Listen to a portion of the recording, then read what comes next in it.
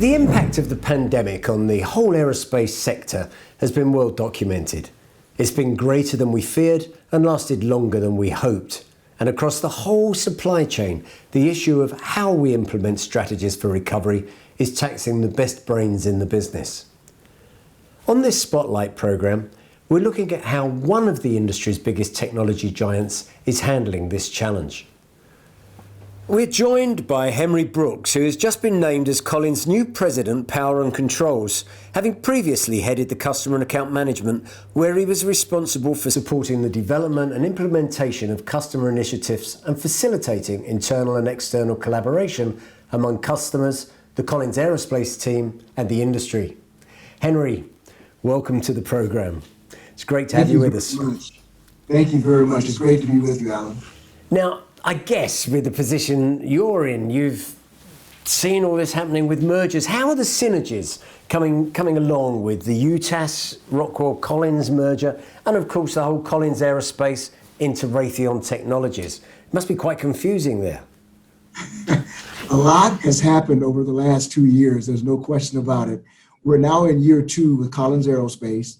And overall, what I can tell you is that the revenue synergies have been progressing well. We're on plan as far as that goes, even with this pandemic and all of the disruption that it is creating. And our customers have also been responding positively to the combined value propositions that we're able to put in front of them because of this combined company. Even with the headwinds on the commercial side of our business, due to COVID-19, we've identified several hundred revenue opportunities and synergies ranging from specific near-term pursuits to longer-term areas of aerospace market needs. The broader areas of focus really turn out to be things like the connected aviation ecosystem itself, which a lot of work is going on with right now. Autonomous technologies.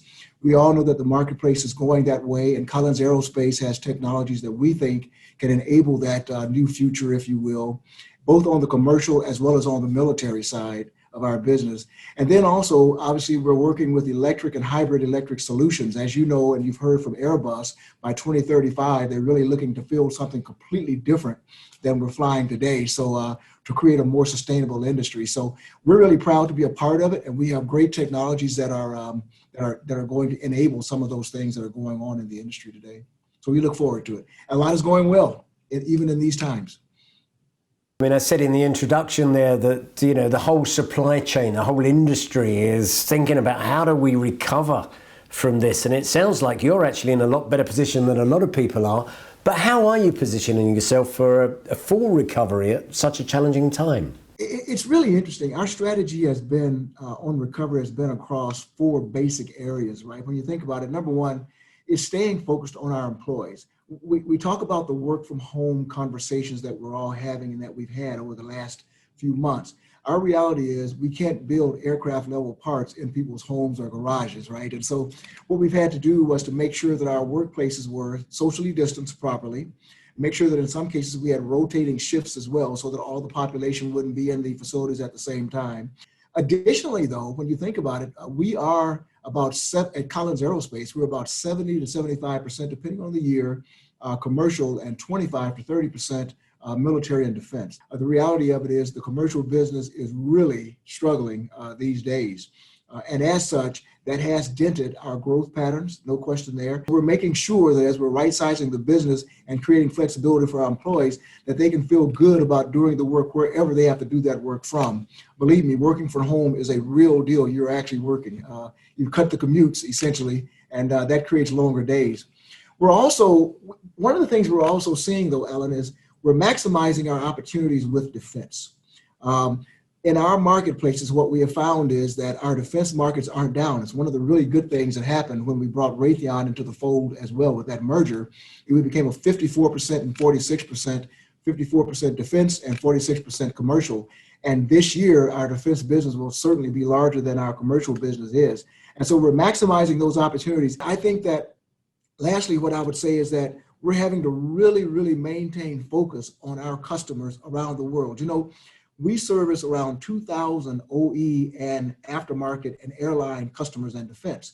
And so when you think about it, it's a large population of customers, and the sun never sets on our customers, if you will.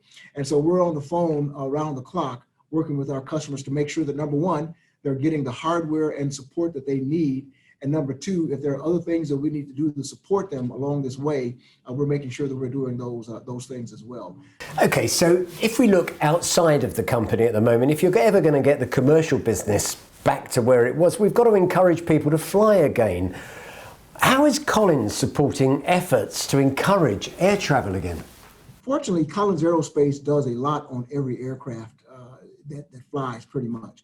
And all of our commercial customers have significant impacts. However, what I can say is that we're working now not only with the aerospace industry on these safe to fly initiatives, but also in many cases looking at how can you have a touchless experience when you walk through an airport? How can you actually make it all the way from walking in the door right into getting onto your airplane and taking your seat without ever touching someone or coming in contact with someone? Collins Aerospace is working with industry. They're also working with educational institutions to come up with new ways to do this. What's important is if the flying public doesn't take to the air, then our industry is not going to survive when you think about it. Now, there's two pieces of our industry. We all know that the commercial domestic industries will come back faster, if you will, and we're seeing some indications of that than the long haul industries. But right now, what we're seeing is still only about 8% of those long haul flights are being taken. That being the case, we have to make sure that people are comfortable with flying long distances before the industry comes back. Now, there's another piece to this thing, Alan, that we have to also work our way through, and that is around there are all kinds of restrictions depending on where you are in the world as to where people can go as well without quarantining. That's going to be left obviously to the governments when they feel that it's safe to come into their countries or to exit their countries and how they feel about quarantining. But Collins Aerospace is continuing to work our portfolio and our technologies to do what we can with institutions as well as with our customers, airlines, as well as the OEMs on this safe to fly initiative that's going on with our OEMs as well as with our airline customers. A lot is happening in that space, and so education to the flying public is also a big deal for us.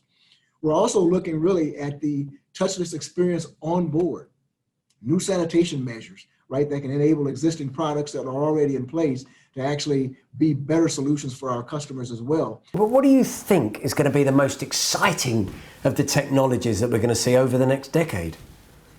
Oh boy, I tell you, there are so many. So when I think about it, some of it's in the military space, some of it is also in the commercial space. So let's just take them one by one if it's okay.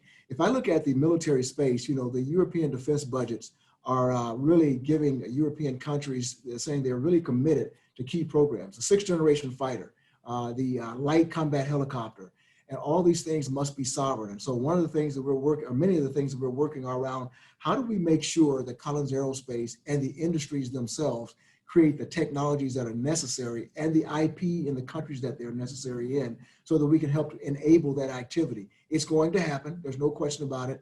On the commercial side, really, when you think about it, it's the significant content that we already have on many of the Boeing and Airbus platforms, helping us to bring innovative solutions. So think about it: FCAS for Europe and the Tempest for the British side of that coin as well. We're looking at sovereignty requirements. We're making sure that there are no restraints and limitations when it comes to countries engaging with their armed forces, no constraints on addressing the export markets and agreements and their ability to do modifications and enhancements.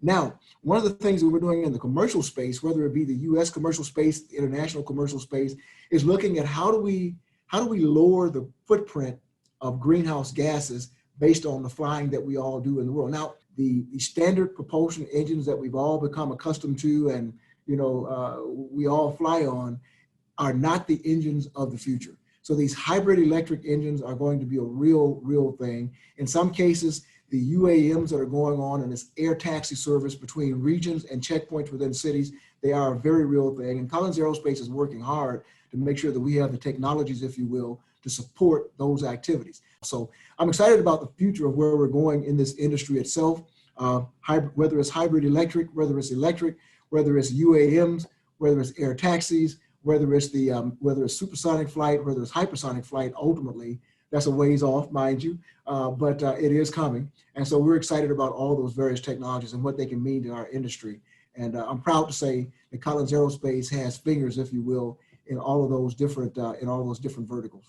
Henry Brooks, I just wish we could bottle that enthusiasm and passion that you have, but it's great. You lift the doom and gloom that some of us are facing.